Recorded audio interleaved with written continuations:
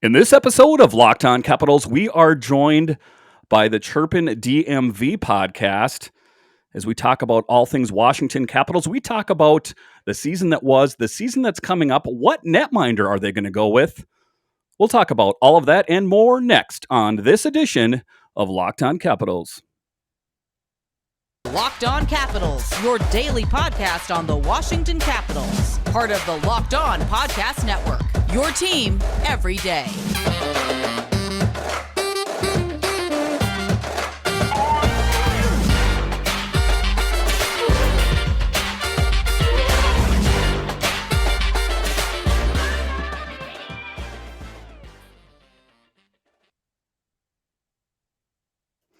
Well, hello and welcome into this edition of Locked On Capitals. I'm so glad you decided to join me today.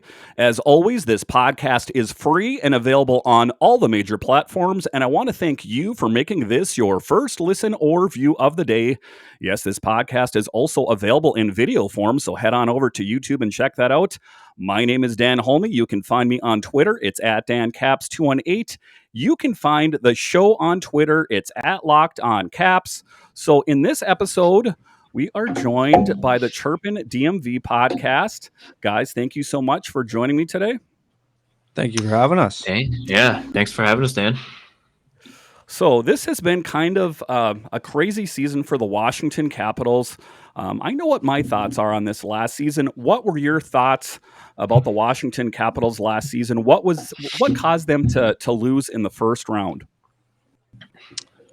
I'll jump in here first, I guess. Yeah, I'll jump in first. So throughout the season, I thought they exceeded my expectations, especially for the first half of the season with like all the injuries they had and everything. Bunch of rookies stepping up. Didn't know what the goalie situation was. We unfortunately still don't. But, you know, I thought they were doing pretty good. Things kind of fell off the last half of the season a little bit. But, you know, they still looked pretty good. But in the playoffs, I think it was just they have this issue that they've always kind of had where they just can't step on their opponent's throats. Because there were like 2 or 3 games where they probably could have gone up 3-1 in the series, but they just couldn't close out Florida. They just don't have that killer instinct, I don't think. And it doesn't help that they still don't have the goalie situation figured out. All right, Coach, what are your thoughts on that? Don't disagree. Like you said, exceeding expectations, because we had that streak too where it's like you said, guys stepping up, and it was like, this guy scores his first goal of the season, next game, this guy scores his first goal of the season. We're like, all right, we're just loading up on these kids, and they're producing for us. We might just go ahead and just toss back on the LTIR and just call it a day. But no, we got to playoffs, and I thought we were struggling, and we talked about it in our Chirpin Slack channels. I was like, I give them no chance. They exceeded my expectations in playoffs too, but as soon as still just coming in, I was like, nope, it's just, we'll be lucky to go 5 or 6, and we'll just call it there. In another season, that's just kind of seems part of the course these days, where it's get through, mid-pack in the division, and then just first round exit. See you later. So I'll ask you here first, Ben. What changes do they need to make before the start of next season? We all know the product they had out on the ice wasn't good enough. If you're going to address one thing, first of all, say you're the GM of the team, what is the first thing you are going to address before the start of next season? I think the first thing I would address, and probably what most of Caps fans would address, is the goaltending, just because we've tried Sammy and Vanacek for 2 years now. They're clearly not ready to be starters in the NHL. They need someone that can come in and steal them a game, make the big save that's not being made when they're playing well, that just kills the momentum. So I would say first step is getting a respected goalie that's like veteran most likely, so then he can keep maybe one of them as a backup, because they're not bad goalies, but they're just not starters. Is there anyone in the free agent market that you like? You know, this is the crazy season in the NHL. I've heard links. Elliot Friedman talked about links with Sergei Bobrovsky. I've heard Gibson. I've heard, all kinds of names out there. Is there a free agent out there that you think would be a good fit as the number one netminder for the Washington Capitals? Someone that I've mentioned before, I'm not sure how the contract would work because I know he's just turned 30 or he's 31, but Freddie Anderson, someone who interests me, even though he's injury prone in the playoffs, as we know. He doesn't tend to start the season off that well either, but he had a really good year in Carolina. Could have been nominated for the Vezina. So Freddie Anderson, someone I would keep my eyes on personally. Yeah, and I was talking with the hockey writers, and one of the guys they thought of was Husso as well. I think that that might be. I mean, there's so many different options out there.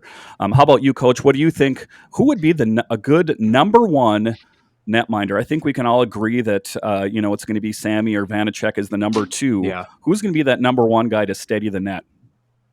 I think it's either of the two you named off the jump there, with Gibson or Bob. Because if you're looking at Bob, it's the Florida potentially and more than likely is keeping 50%. So I like Bob at a $5 million goalie. Or do you pay Gibson? Do you go Gibson for 1.5 more for 6.5? But it's not like you can come in and ruin our team and be like, oh, Bob can't win playoff series, because at the moment neither can we. And when have we really had a legit goaltender since Holtby? Because like Ben said, you see flashes of these two now with Vandy and Sammy, but you can't trust either one in a long run or anything like that. There hasn't been anything to be like, okay, maybe he's got it, he's still going.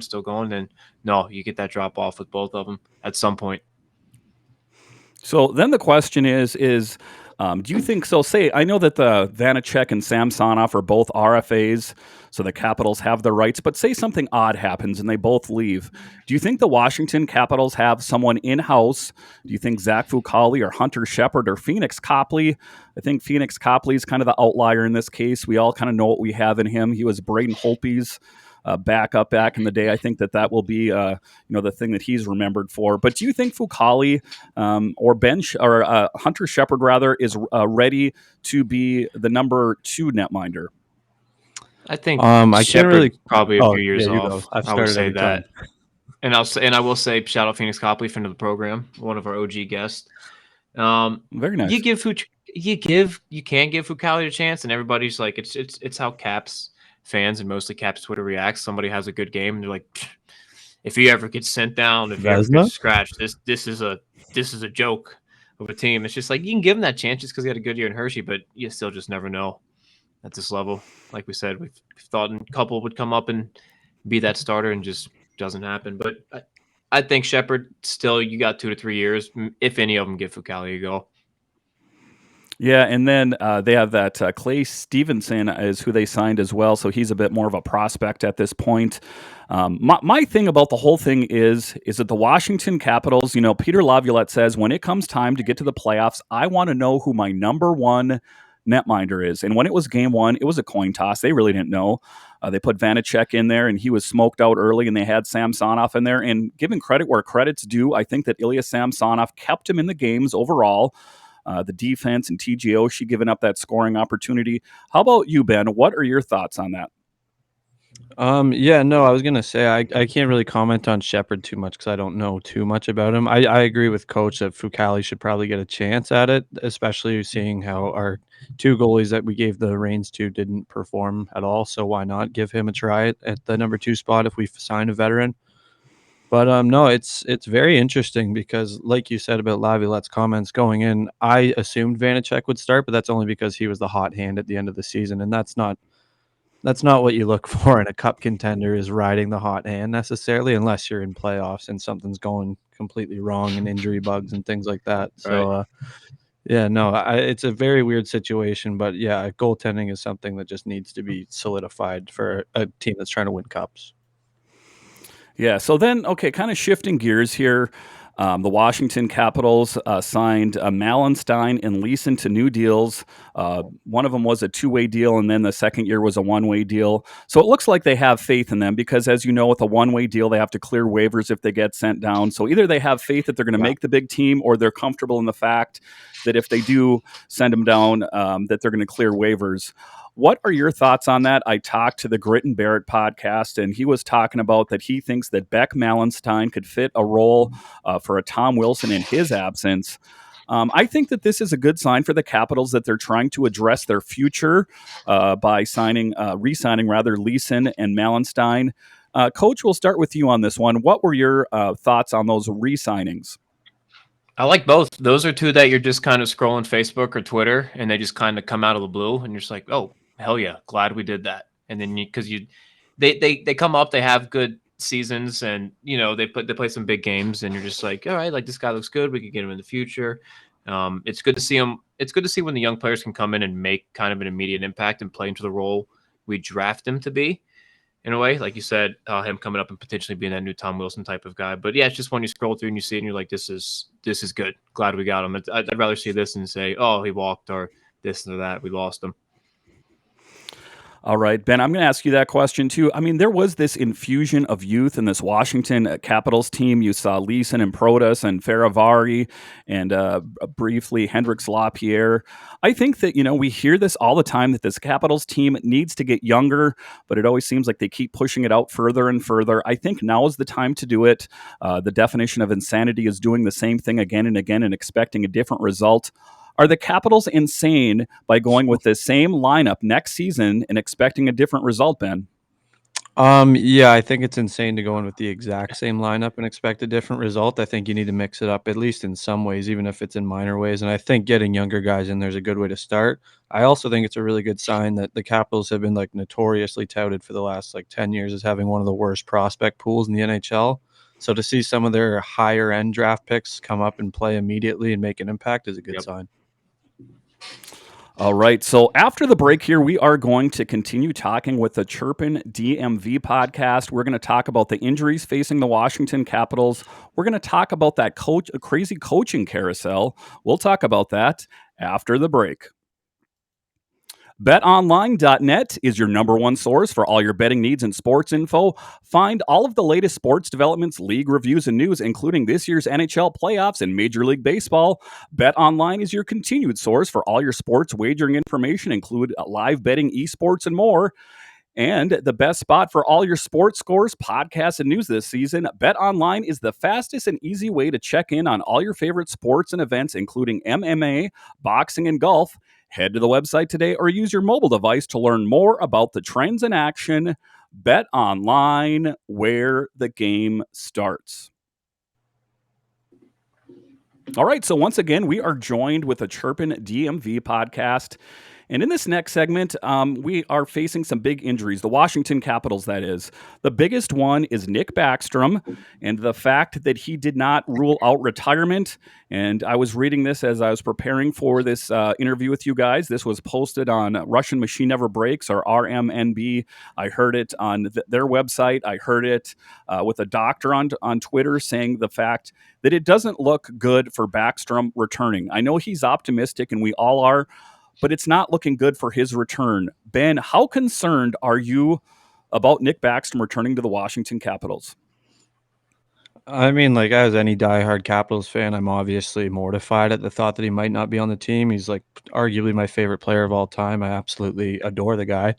But the reality is that he's had so many hip problems in the past, and this hip resurfacing is as we've seen all the players who have had it before, it's a very hit or miss kind of surgery in terms of your recovery. So I think it's pretty unlikely that he comes back, and that's devastating to say. But in the long run, as much as it sucks, it also might not hurt the team to have that kind of money kicking around to try and win cups and stuff. And if you saw him in playoffs, that's not Nicklas Backstrom anymore. He was the slowest player on the ice at all times. Obviously, his brain thinks probably faster than anyone's, but still, the league's so fast now.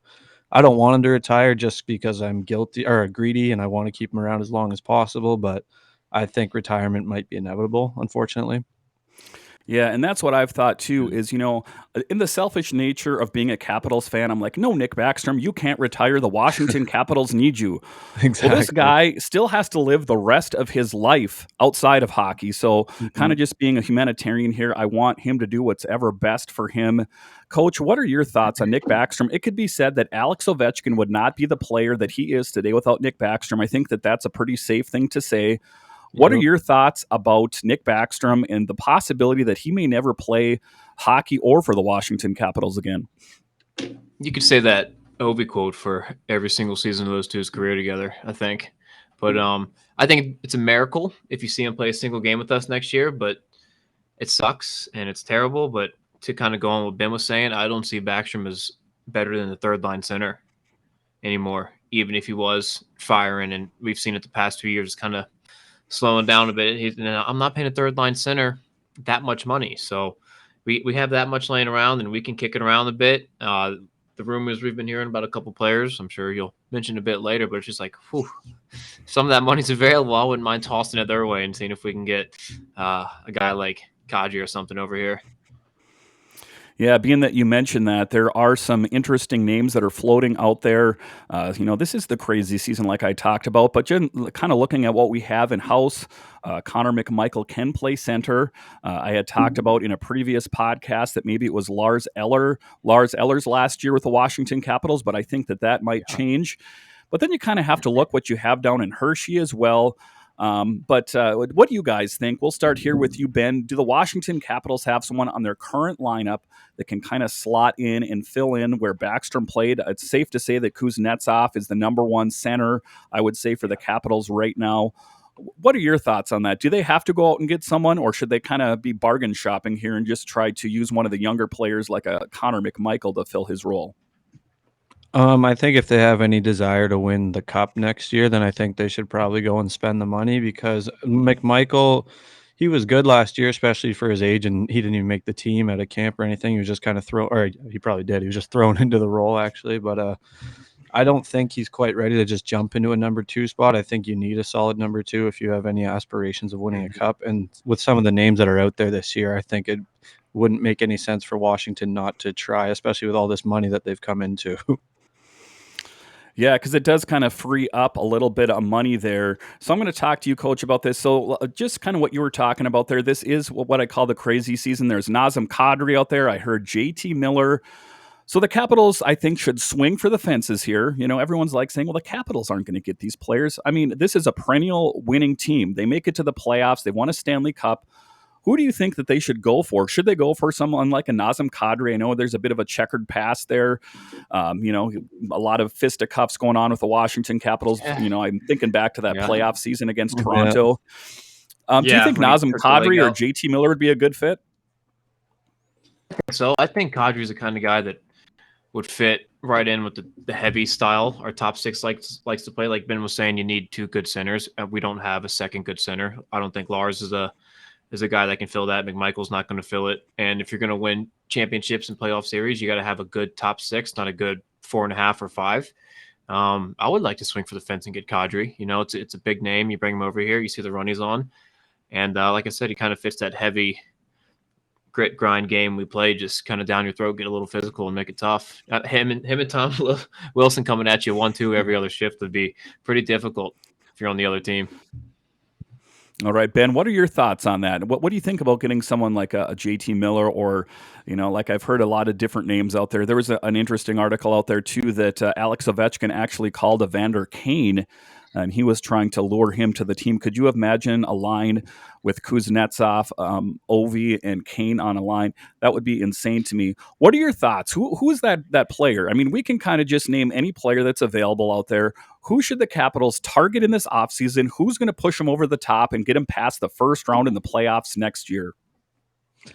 With the players that we're talking about now, as much as I love Kadri, and I really do love Kadri and the way he plays and everything, I think he might come in at just a little bit too high of a price tag and too long a term, because he's been underpaid for pretty much his whole career. So he's going to sign a big ticket. So it's entirely possible he could come over and underperform. You can obviously say that about anyone, but I think JT Miller might be the guy to go for there, just because I think he might slide under the radar a bit more than Kadri would, so you can get him at a little bit cheaper, and he will play the exact same style of game as Kadri, essentially. He plays heavy. I think he had nearly 100 points this year, if not 100, so I like the JT Miller potential addition to the team a lot. Yeah, the only thing that kind of worries me about the Miller deal is I heard the ask for him was a draft pick, a prospect. I mean, it was a long list, the ask, and, this was just someone's thoughts on it. Right. And, I know that you have to give up someone big to get someone big, but, it kind of worries me that that's kind of the MO of the Washington Capitals is to kick that can down the road and be in win now mode. And win now mode comes at a great cost. That's why the Capitals had one of the oldest teams in the NHL. I think the Islanders were the only team that was older. So, I mean, that's a bit worrisome there, but I think that, ultimately they're going to have to do something, or they're going to have the same kind of result as they had this past season. So And then just in some news today, I don't know if you guys have been paying attention to, like I was talking about the coaching carousel. We saw that Paul Maurice is now the coach of the Florida Panthers. DeBoer is the coach of the Dallas Stars. What do you make of this crazy coaching carousel? It just seems like a recycling thing that they do around the league. It's got to be a tough job to be a head coach in the National Hockey League. Coach, we'll start with you on this one. What are your thoughts on the coaching carousel? I mean, has it never not been just a recycled, just who's available? Let's just take them. I mean, I think the craziest thing to me was, what was it? The Philly report saying Trotz was offered over $7 million a year. I mean, that's kind of the biggest thing that blew my mind. It doesn't really shock me. You get the initial hit, you're like, oh, Tortorella's going to Philly. You're like, oh, kind of a big move, but it's like, oh, where hasn't Tortorella been? And you're just kind of like, oh, he's going to this team. Now he's to this team. Now he's to this team, and we haven't seen really fresh blood in a while, I would say, especially something that finds success and sticks and keeps going. But it's a situation like if you want to look at Philly, like he's going to come in, change the culture, it'll work for a year and a half, and then same thing, just hit the reset button and we'll go from there. But we'll see. I'm just more kind of interested in seeing where Barry goes. Obviously, we all like to keep an eye on Barry, see what's going to happen if he does go front office, if he does get behind the bench. We'll see. Yeah, it seems that all signs are pointing to Winnipeg. I know he's grew up generally in that area, but then I heard he bought a house in the Nashville area. So, I mean, I guess it's just kind of speculating at this point. Ben, what are your thoughts on the coaching carousel? It just seems like, it's a lot of times to me, it seems like the GM is just trying to say, well, we didn't get the result. And he's trying to prove to ownership that, I'm doing something. I'm moving on and getting a different coach. You take a look at the Islanders, for example. I think that is all kinds of crazy that they got rid of Barry Trotz in favor of Lane Lambert. We saw how well that worked for the Capitals when we did that in favor for Todd Reirden. So what are your thoughts on this crazy coaching carousel? I mean, the way I look at it is sort of just like a job interview in general, where it's like if you have two candidates that are both like they seem like they have kind of like the exact skill set that you need and everything, but one of them is experienced, you're probably going to go with the person that's more experienced in the field. So I think that's kind of why the carousel keeps going. And sometimes it's just I think in Tort's situation, because he didn't even coach at all last year, I think that's just Philly looking to do something because their roster has been pretty decent, I'd say, for the last 2 years, but they just haven't been able to perform. So I think bringing in a hard ass like Torts to smarten them up a little bit might work. But yeah, I think it's gonna keep being like this. Eventually, some new blood will soak in. Like Andrew Burnett finally got a job last year, but he already lost it today, as we know. So. It's interesting, but yeah, I think it's just an experience thing. It's just GMs want guys who know what the league is like and how it runs and things like that, because it's a whole different beast than the minors. All right. So after the break here, we are going to continue talking with the Chirpin DMV podcast. I'm going to get their predictions on the Stanley Cup winner. I'm going to ask them about that famous flop, that Filip Forsberg trade. We'll talk about that after the break. Oh, God. All right, welcome back to this edition of Locked On Capitals. In this edition, we are joined by the Chirpin DMV podcast. So, guys, I'm going to take a look at the score. I know that, Ben, you have it right next to you on your TV there. So it is tied right now. What are your predictions on the outcome of the Stanley Cup? To me, I was talking to the wife about this. I said, it almost seems like the Tampa Bay Lightning are kind of playing with the Avalanche like a cat plays with a mouse. They're like, well, let them think they're going to get into this, and we're going to close the trap on them. Ben, what are your thoughts on the Stanley Cup, and how is it going to turn out? I don't disagree with you at all, because I saw people saying that this was looking like an inevitable sweep, even though Tampa literally just came back from 0-2 against the Rangers. So no, I think Tampa is going to win the Cup again. There's no point in betting against them at this point. I have them winning it in 6. Okay. And see, that's one of the things that you're making a bold statement. A lot of times when people are kind of undecided, they're like, well, this team's going to win it in 7. Well, are you really sure about that if you're making it go all the way out to 7? Coach, what are your thoughts on the outcome of the Stanley Cup? I mean, you just see Colorado get that second one not too long ago. Boom, boom. They're right there in front of the nets off 2 shin guards, a Tampa player. And then, I mean, but you're kind of seeing this Colorado team adjust right in front of your eyes in this game. If you're kind of really looking at it systematically, I mean, this is a team that's spent all year just kind of running gun, flying, just pulling up and shooting from everywhere. They can't do that against Vasilevsky, even though they got him pretty good in game 2 there, but both their goals this game, they're not Cale Makar pulling up and letting it rip. Even on the power play goal, both goals just getting into the net, letting it bounce around and smacking it in. So they're just they're finding their way, I think, right here mid-series, playing this 2-time defending championship team. And I think they're going to find a way to make it work, and I'll go Avs in 6. Okay, another bold thing. I like that. I like someone that says in 6. And I think that is interesting to see. Vasilevsky, I think, what was it, a few games ago that they got shut out 7-0. And I'm watching that game, and the first thing I'm thinking, well, there goes his goals against average. And then the part of me was thinking, too, it kind of made me think back to the whole Patrick Waugh thing when he was playing and they didn't pull him, and then he ended up walking off the team. In any event, it is kind of interesting why they didn't, Vasilevsky didn't get pulled and they put Elliott in there. I mean, I think at this point, I think his ego should be pretty well intact. All right, so in yesterday's episode, I talked about the Filip Forsberg trade. And I revere that as one of the worst, if not the worst trade in Washington Capitals history. They traded him for Martin Erat and Michael Latta. Latta, who was the diamond in the rough out of that situation. You know, if you look at his score sheet, it wasn't all that great, but he brought the intangibles. He brought the physical game. He was kind of a hybrid of Hathaway and Wilson, if you ask me. Just looking back on it, it's been some time. We'll start with you here, Ben. What were your thoughts when you heard that Filip Forsberg got traded to the Predators in favor of Martin Erat and Michael Latta? I was fairly young when it happened because this was back in 2012. So at the time, I didn't care too much, obviously. But looking back, it's just like so upsetting. You want to go back and like shake George McPhee a little bit because like obviously it happens all the time. Prospects get traded and they turn out amazing, but at least you usually get like something of value in return, as that's how business transactions work. And here they got nothing other than like Tom Wilson's best friend for a couple of years. And obviously that just seems like a GM seeing a player in like Martin Erat. He's like, oh, he's experienced. He can help this team finally get over the hump. Let's bring him in. Horrible backfire to the worst degree possible. And I would go as far to say it's one of the worst trades in NHL history, not just Capitals.